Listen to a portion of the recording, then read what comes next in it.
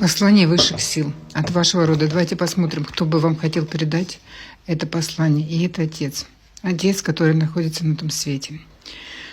Он бы хотел вам сказать: мой дорогой ребенок, я хотел бы тебе сказать то, что уже не успела. Часто думаю о том, как держал тебя на руках, как мы радовались твоим первым шагам. Ты всегда был для меня самым светлым, дорогим и родным человеком на свете.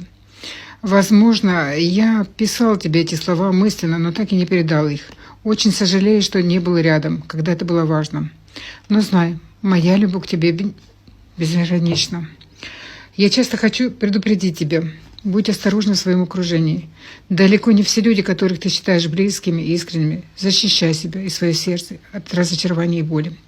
Даже если я не здесь физически, я всегда рядом с тобой. Оберегаю и направляю.